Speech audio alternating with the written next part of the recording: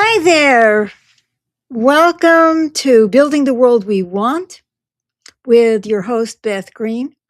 Tonight, I am going to be interviewing two guys who are going to talk about some of the ways that men are challenging this toxic and very scary expanding power of the Manosphere. One of those people is James Maynard, who happens to be my husband. And the other one I'm going to bring on right now, and let's see what happens, is Todd Benton. Okay, so now we're going to have to figure out how to get ourselves in this picture. Uh-oh. Can you change the layout? Well, I can change the layout, but I don't want to make you tiny. Here we go. I think this might work. There we Oh, go. that helps. Okay. I had to explore all the options. Okay, so I'm not going to have James and Todd speak right away because I want to have give an introduction to the show. And I think I should get a little bit more in the picture, don't you? Okay, so all Maybe right. James can squeeze over and get a little closer to you. So he's not out of Okay, it. There we go. yeah, we got it. We got it going on. Okay, so this is really an important conversation because we're talking about building the world we want. And that means what are we doing now to co create the world we want to live in?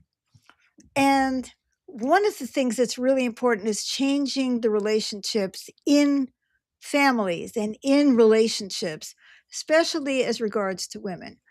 And I want to give you a little bit of background why I really felt just driven to do this show tonight. First of all, I think I talked the last time about the Tate brothers coming back from Romania and that the Trump administration pressured the Romanian government to release them, even though they are sex traffickers, they are doing online courses to help men know how to control women and how to be pimps and all of that. But our government, of course, had to release them, and they have, but that's okay. What bothers me is they have millions of followers. See, and then there's the famous Nick Fuentes, who is not only a Nazi and supports Hitler and denies there was a Holocaust. I mean, he said, well, maybe there was a few 100,000. But they don't count anyway. Not that there were millions. And he's also, women shouldn't vote and all of that stuff. So there's a very clear fringe movement of extreme, vile stuff against women. But it's not just that. And he also has millions of followers. So it's like, why is this happening? Why are these men being lauded and supported by other men? And some, probably there's some women in there too. And what has given rise to this? And what's going on in the general psyche about men and women? Now, there is a man named Scott Galloway, who I believe is a professor somewhere. And he's been talking about the crisis for men, especially young men. And he's very sincere. And he's not saying things like women shouldn't vote. He's not saying that. And he talks about men and women working together, and it's all very nice. However, let me tell you something.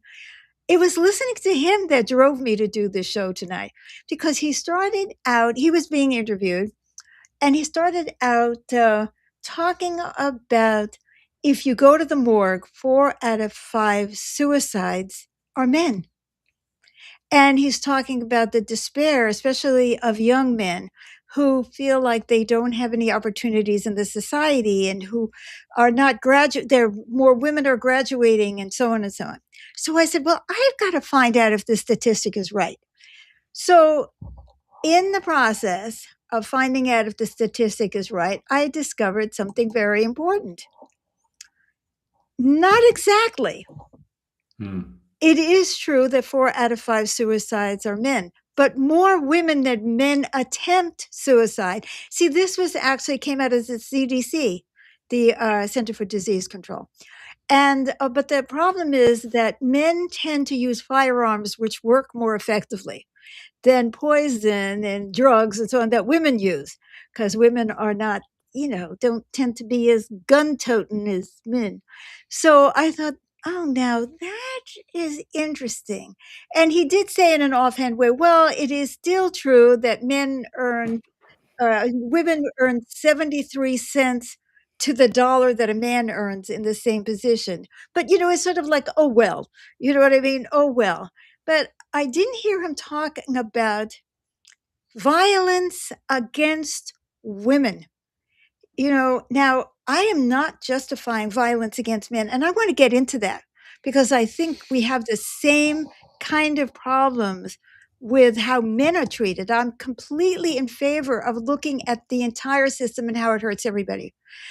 But here's something that I had heard. I had heard that Trump talking about, well, violence, domestic violence, shouldn't be considered a crime and it shouldn't be put in the crime statistics because it made him look bad. Because he said, I finally got to the bottom of this. He was saying that when he sent the troops into DC, crime went down 87%. In fact, it's virtually nothing. And if they didn't talk about crime in the home, it would be even lower. And they're talking about, if a man has a little fight with the wife, they say this is a crime. Oh, gee. Of course, it isn't a crime, right? And rape is a crime, I guess, in marriage. That used to be the case. So now this is from an article in The Guardian. If Trump wanted to endorse domestic violence decriminalization, he might take some comfort in the status quo. As it is, about 24% of adult American women have been victims of severe physical violence by an intimate partner.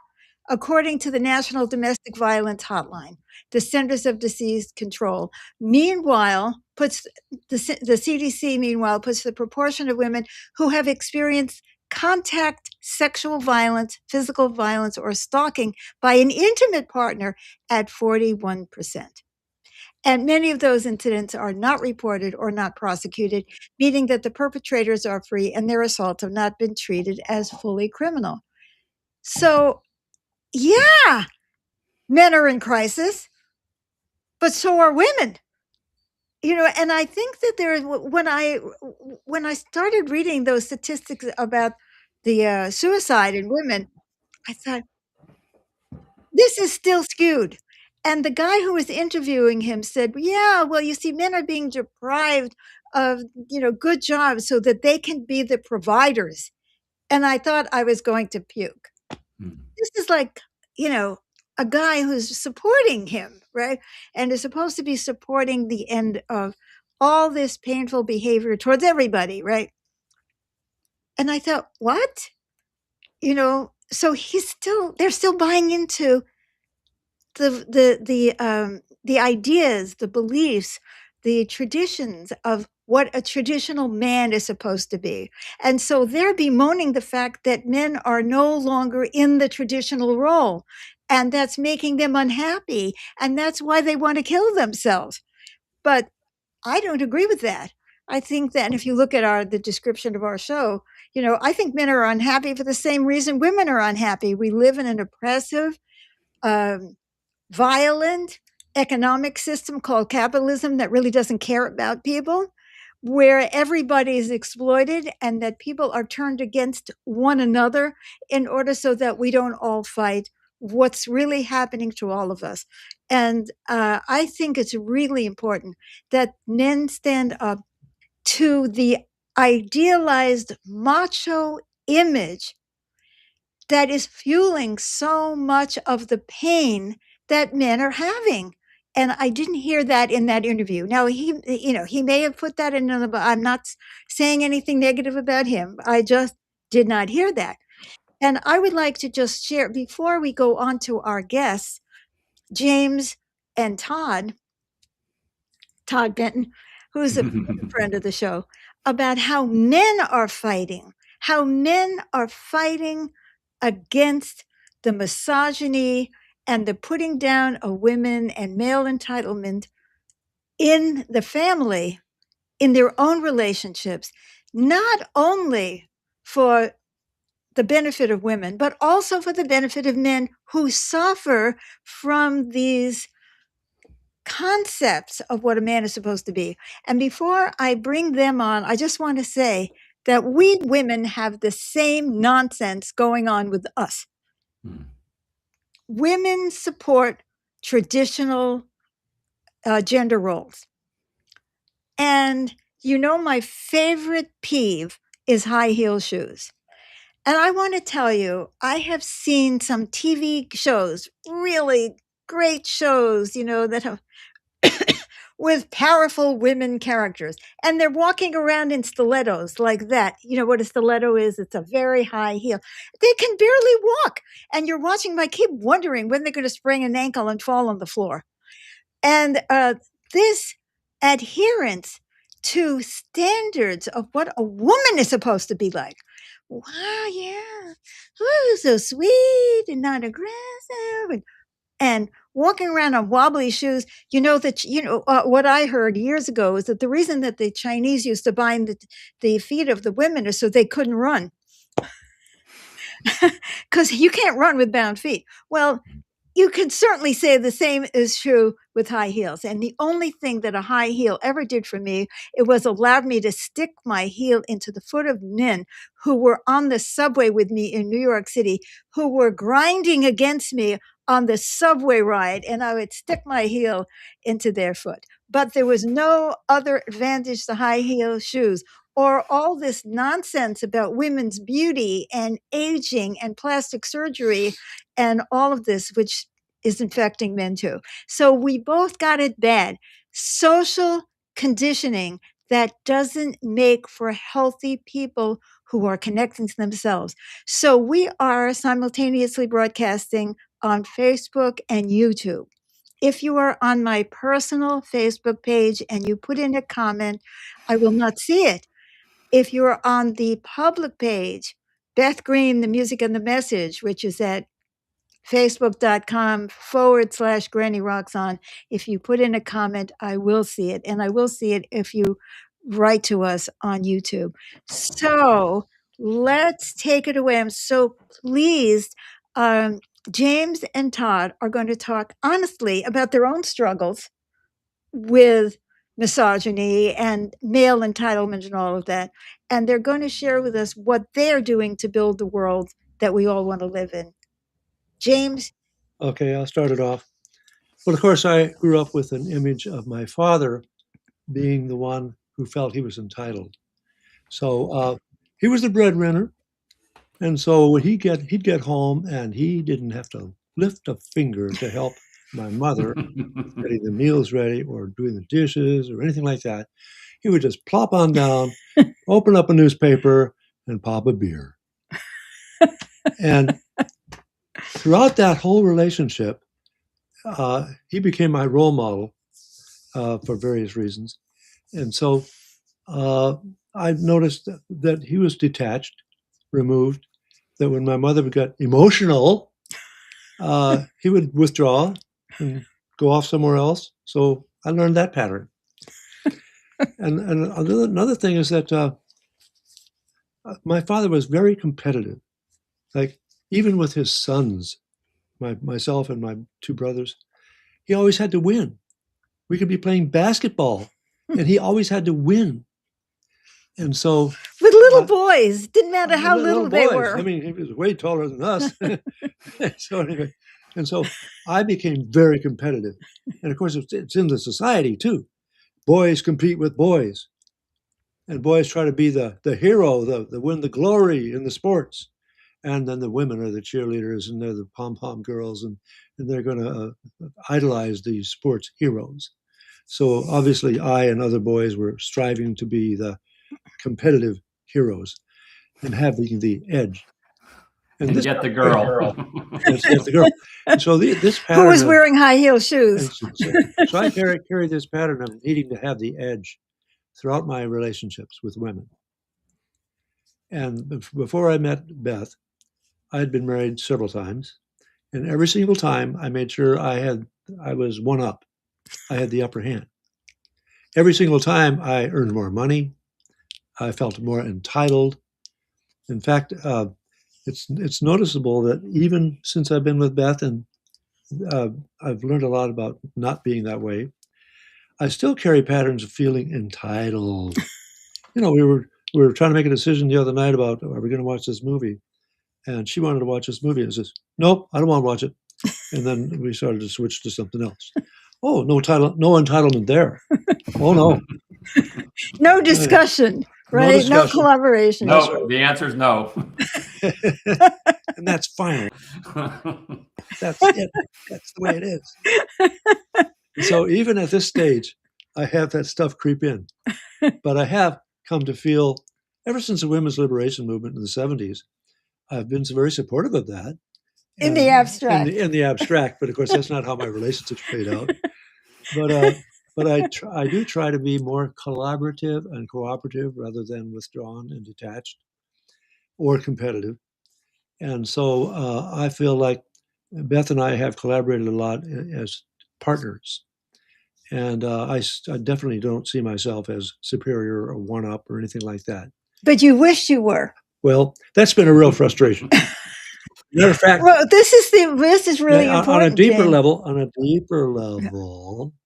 yes, I will say I'm so supportive of you. I really want you to succeed.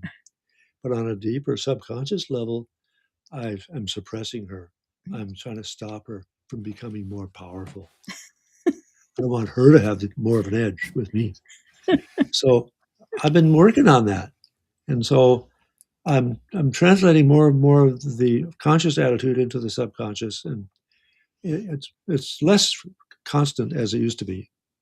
And I'm still working on it. I'm still a work in progress. I'm a recovering male from the toxic masculine image.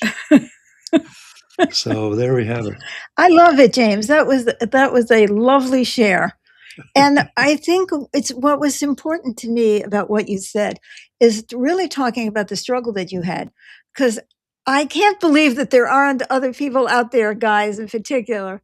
And I realize there aren't just two genders.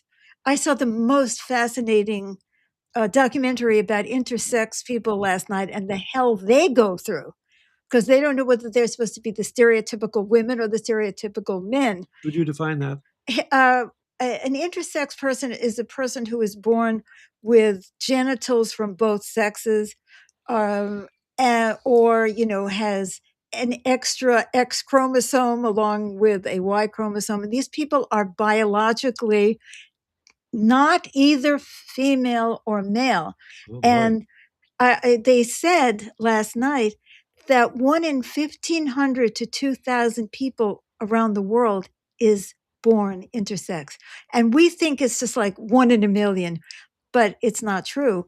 And that for a very long time, what they've done, and they're still doing it in hospitals, is they will amputate one of the genitals from these children and then give them drugs and try to socialize them to be one or the other. And they go, their lives are horrible, their bodies are messed up. And it's such a tragic consequence of this gender thing we've got going on, not only us, but other societies too, that you're supposed to be the male or you're supposed to be the female, like there's a cookie cutter concept of what that is. And we got to fit in it one way or the other. So I think what you said is really important, because other men are also, who are younger than you even, are still carrying that because they've been seeing, what is it, Batman or Superman or I don't know. All of those that still promote a certain male image, and it's toxic for the men as well as for the women. So yes, Todd. Yeah, very similar for me. I will share a little bit about, what I observed, what I took on. Like, I didn't like my father. My father was dominating. He dominated in our household. My mom, kind of, she didn't stand up to him, really. She gave in to what he said. He made the money, he bought the house. He and that was just the way they related. Like, okay, I'm the breadwinner, so I'm the one who's in charge here. And he was also a large framed person. He wasn't that tall. He was 6 feet tall, but he was big, like stocky with a big barrel chest. So he had a presence about him that was just in itself kind of intimidating, because of his physical size, very broad shoulders. So we all, I mean, I don't want to go too much into it, but I saw that. I didn't like it, but at the same, I knew who had the power and who I wanted to emulate. Like, I didn't want to be like my mom and have no power. So he was the king, and I also wanted to be the king and be the one who was in charge in the household and so forth. He earned the largesse of money. My mom, took a job after they divorced, but she didn't work. She did make her own clothes, and she, was a seamstress and had a lot of talents, but wasn't able to bring them out at that time. I think she would have been, if she'd have had a partner that was more collaborative, she may have, been able to express that in a more, full way. She does have talents, but it didn't really get to be expressed. So,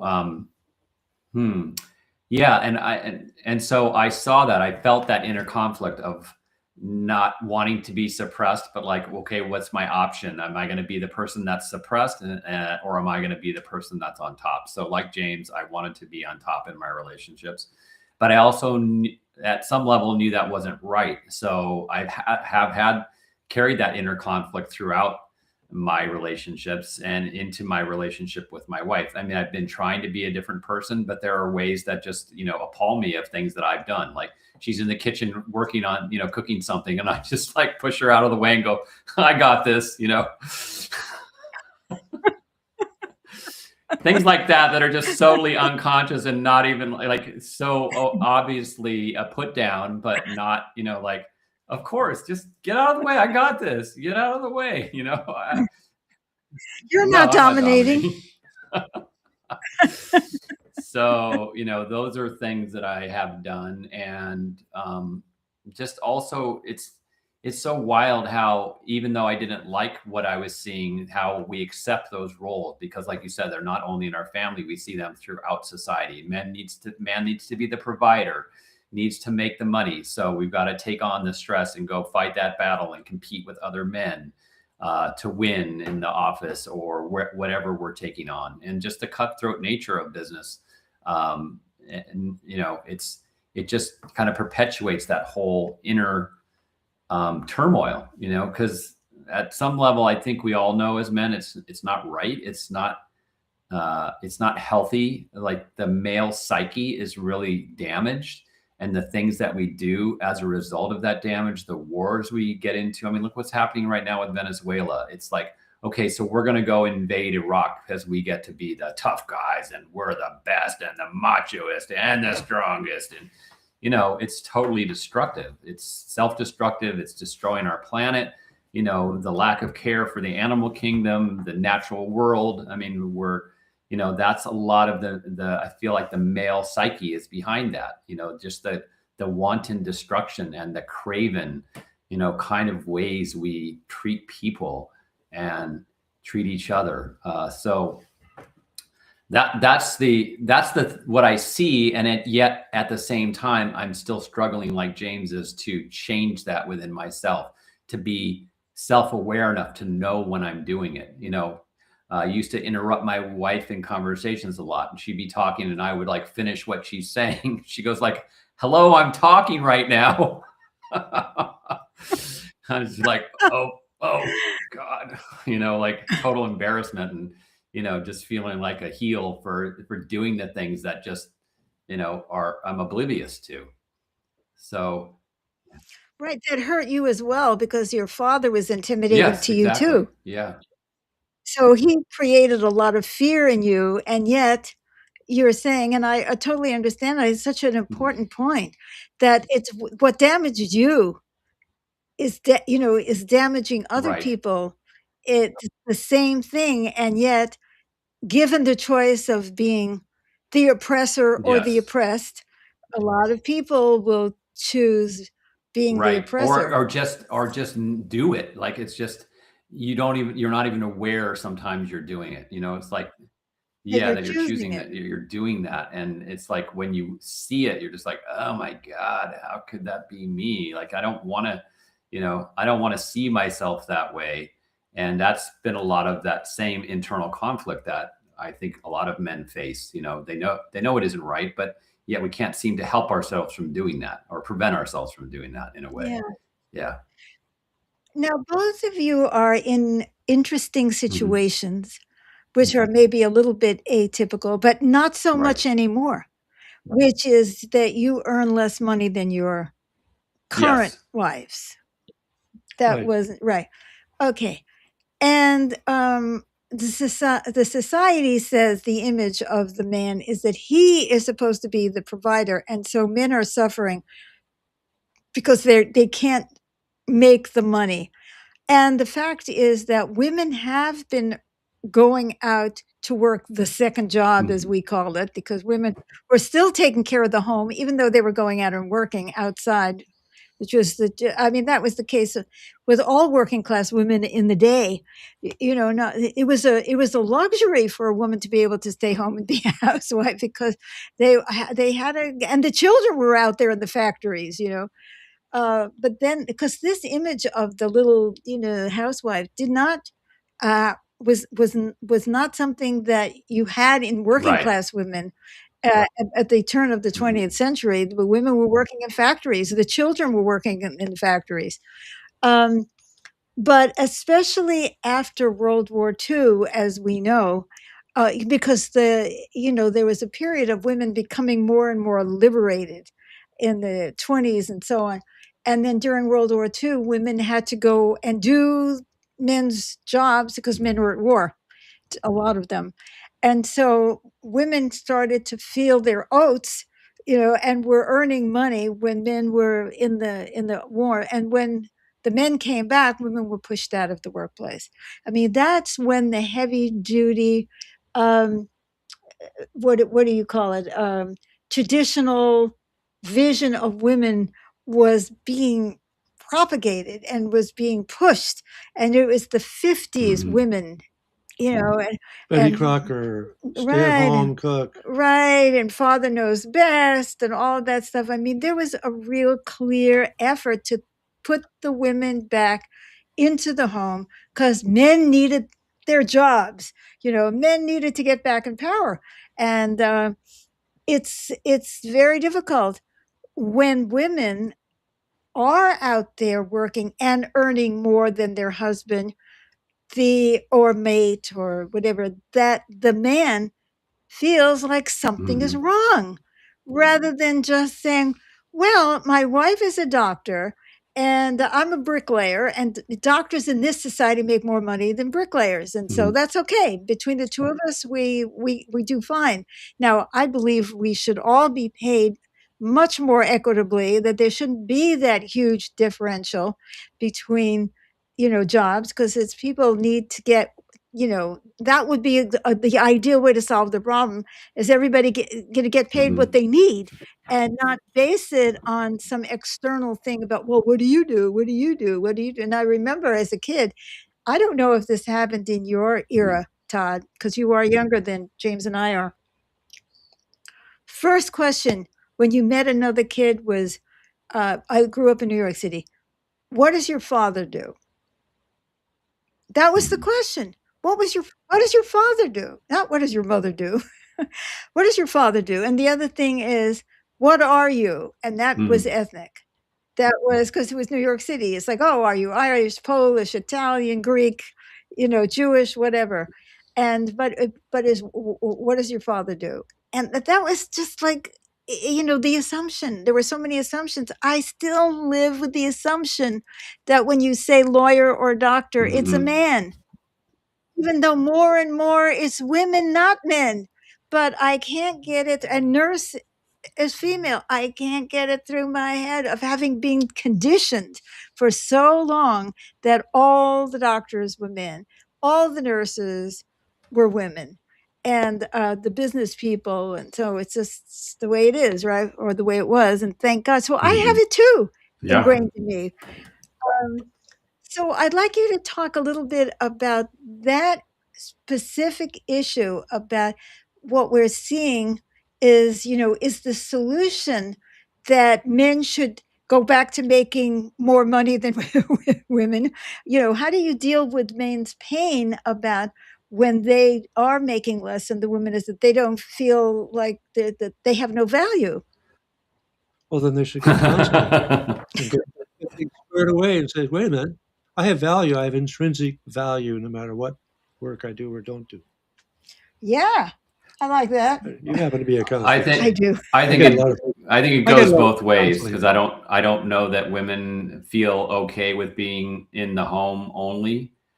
Even though you realize, you've made us aware that, the wages for housework campaign, that the women were there in that era to raise the next generation of workers. And that's what men and women can do in partnership together.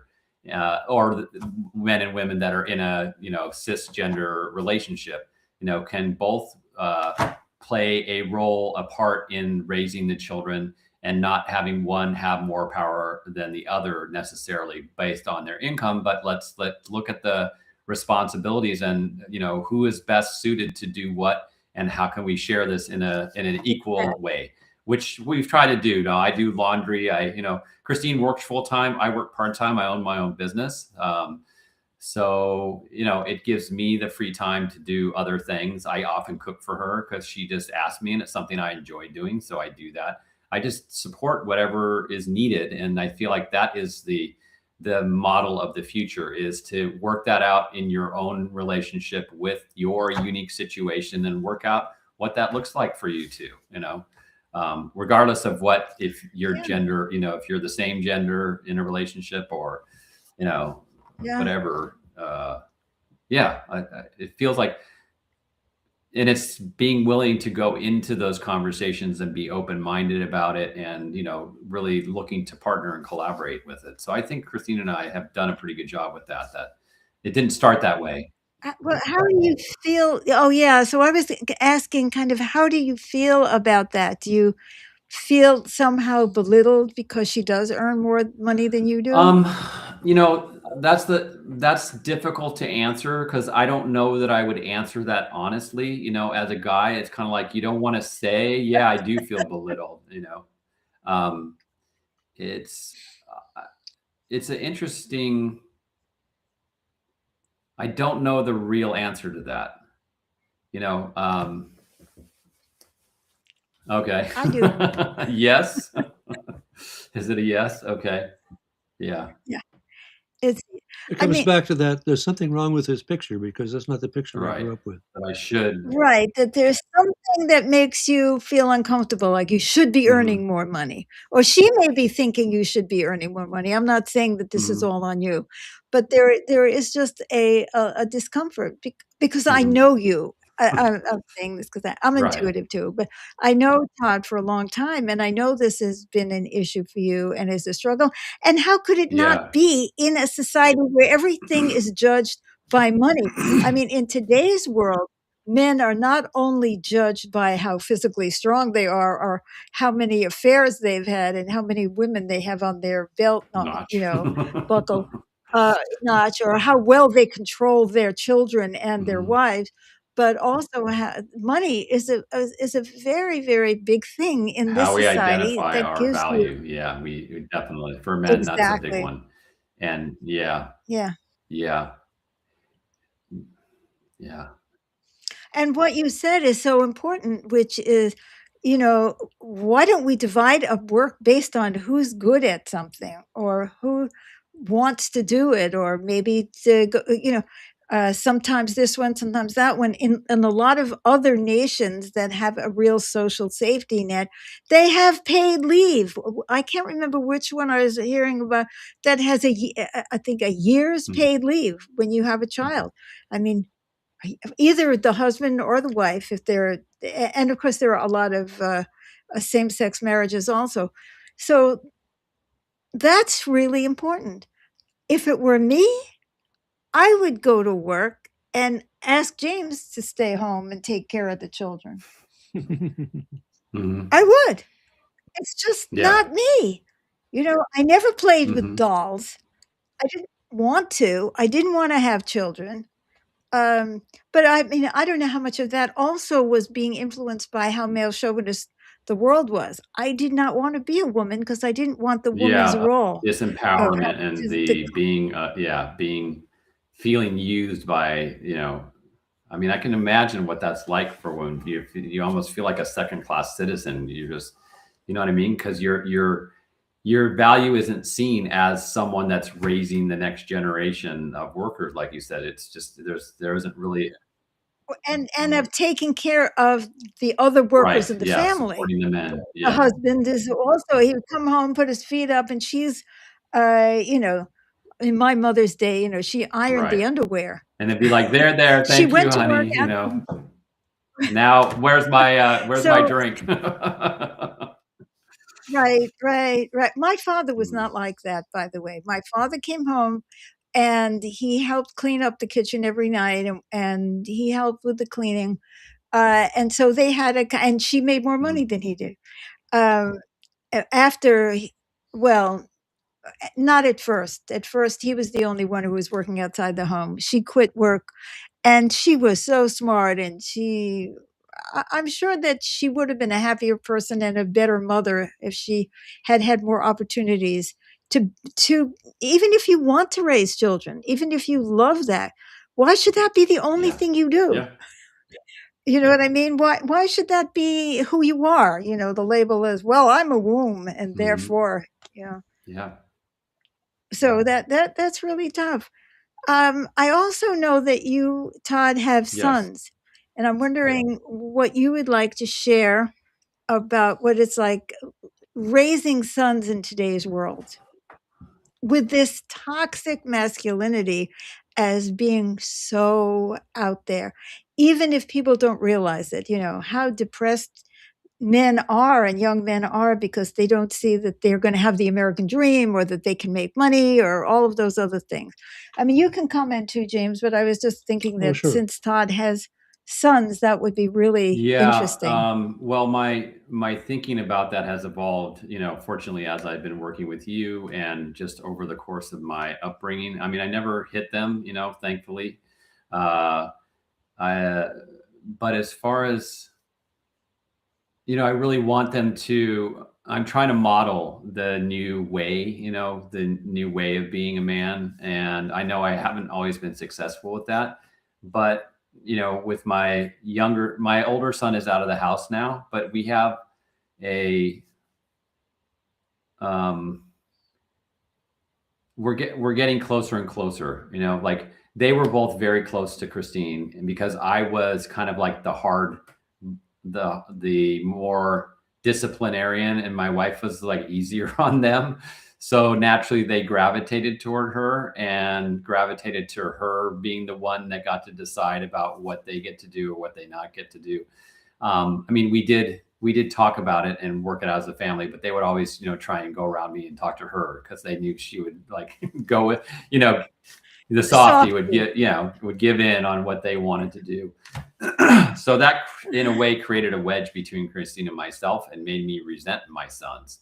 So it took some time to heal that and get out of that feeling of me being the one that was, gone around when I felt like my stand for them was to learn to be, to do the right thing, be accountable. And, when they went around me to get to her, to get them to give her things or get around, make it easier. I didn't like that.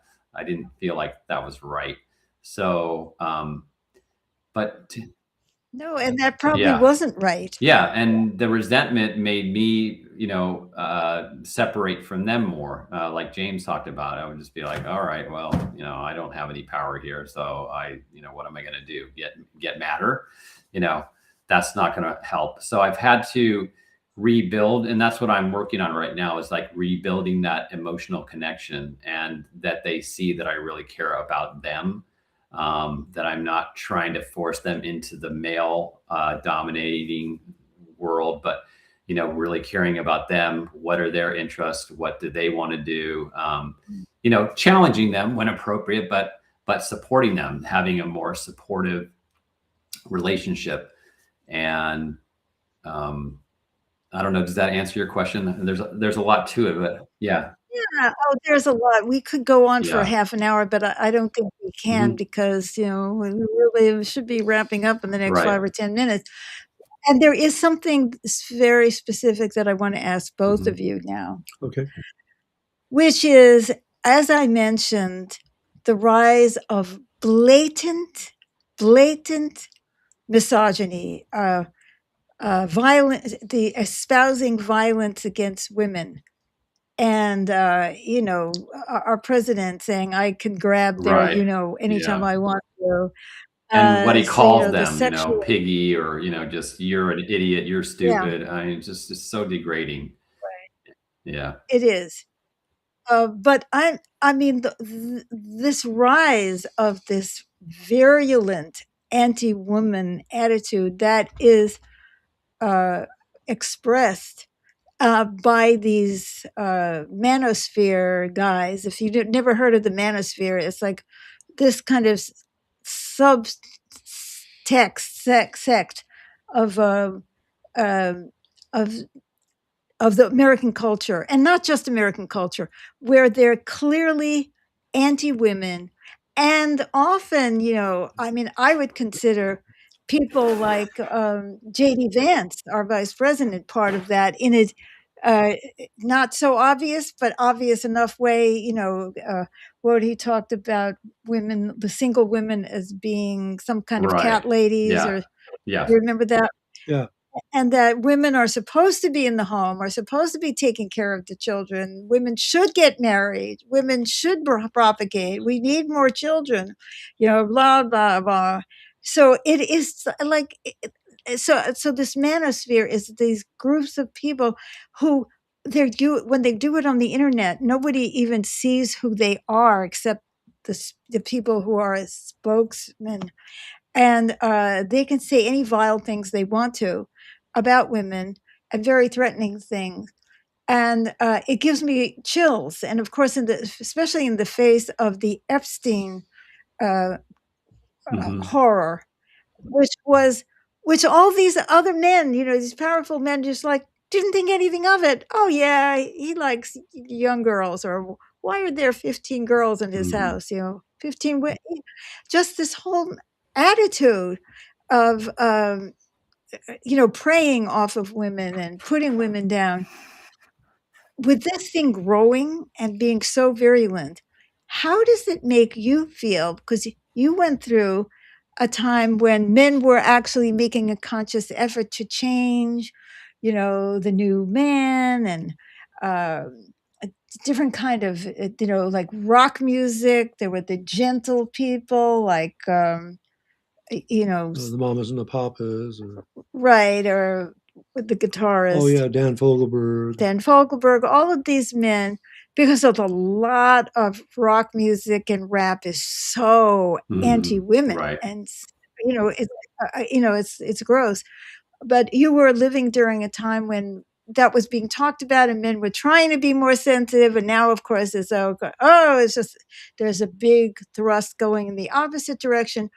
How do you feel about that? Does it frighten you? Do you feel impacted by what's going on? Do you feel that these guys are going to come after you, or are you afraid of them, or are you afraid? I feel like I want to stand against it.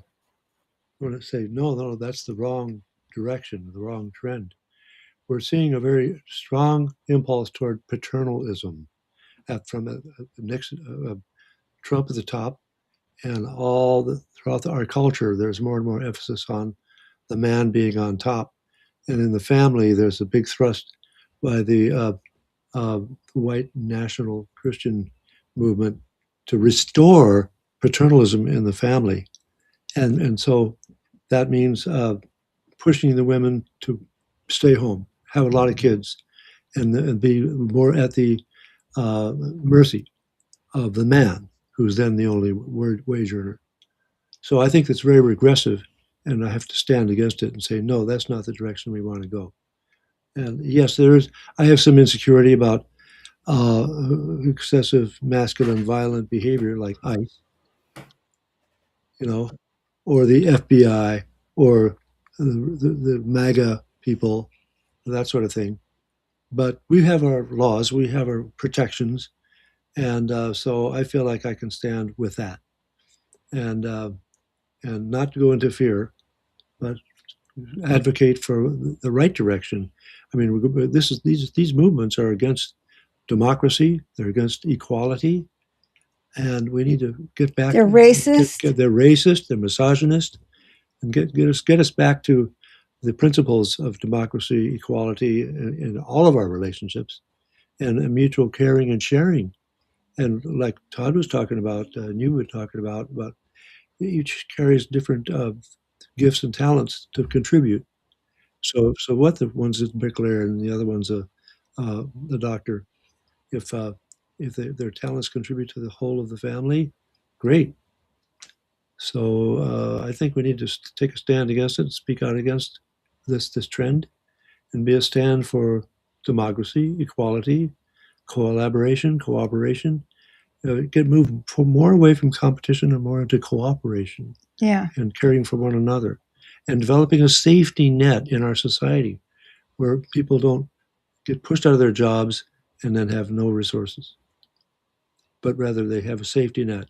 They have support, like they have in the Scandinavian countries and they have in some of the other European countries. Yeah.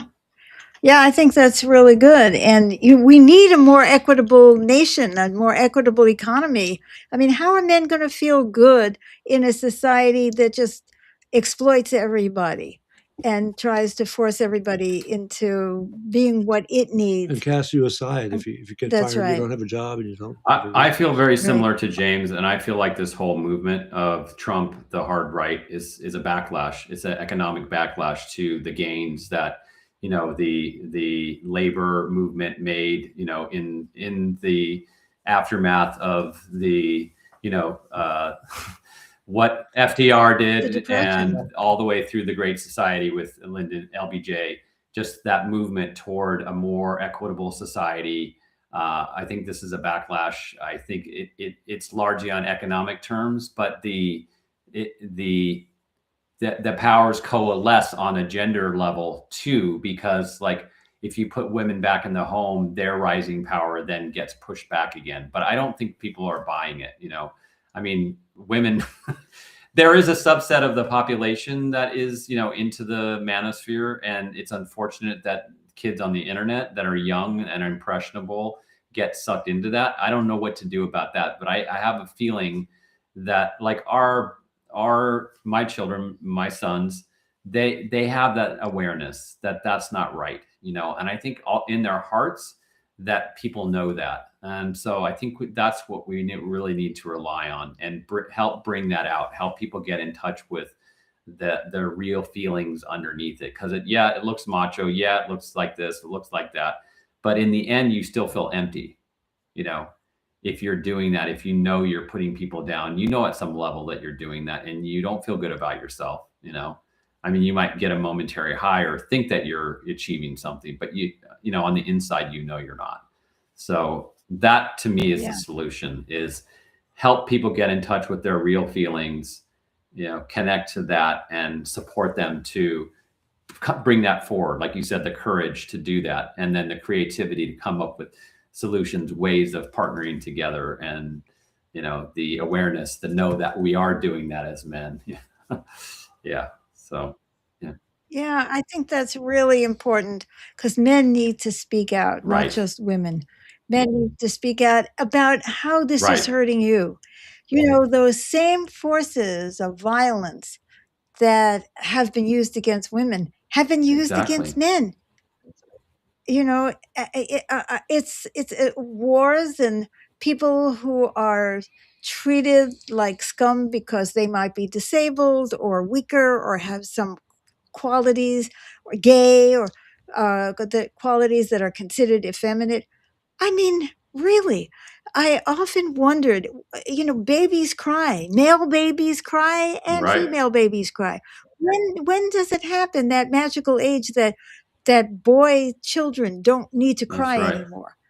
You know what I mean? Is it like some biological moment where you say, "Oh, I don't have those feelings. And it's not like that at all. I mean, they're being subjected to abuse themselves, and they're being subjected to the tyranny of you're not supposed to have any Right. feelings. And that just And forces you to put on a I'm, mask, it put it to hide that, yeah, the mask we live in.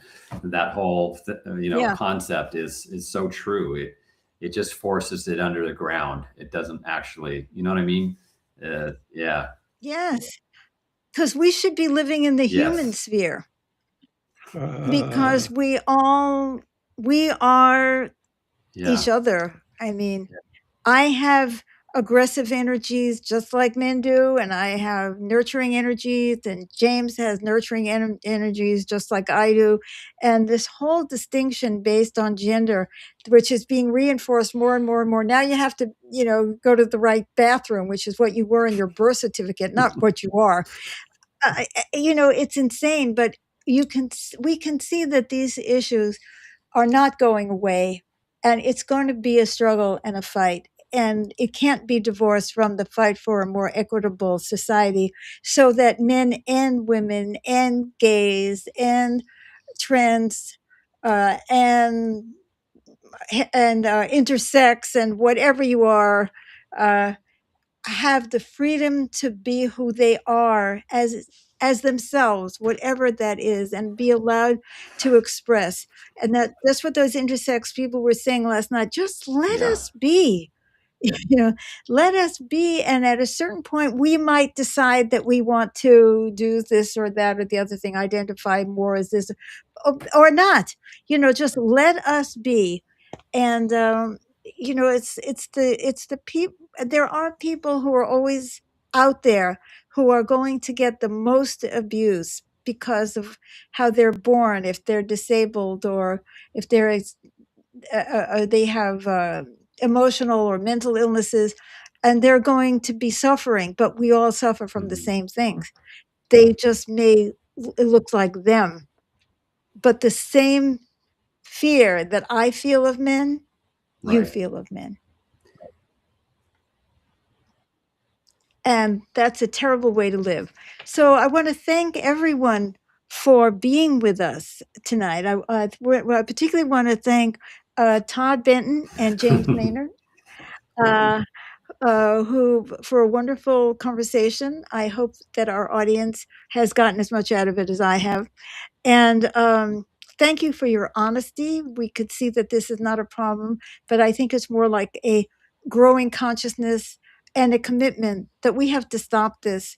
We have to stop this abuse on every level. And I want to thank our audience as usual. And please come back next week for Building the World We Want. Who knows what we're going to be doing next week, but I'm sure it'll be good.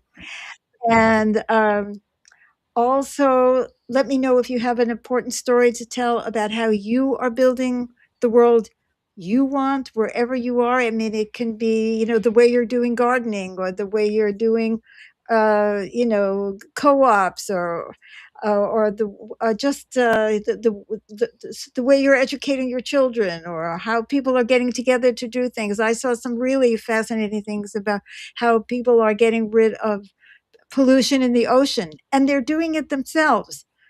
People are creative, and all we need is courage, awareness, and creativity to build the world we want. So let us know. So please subscribe to our channel on YouTube, and follow us on Facebook, and give this show a love, a like, or a thumbs up. And do come back, listen to our music also.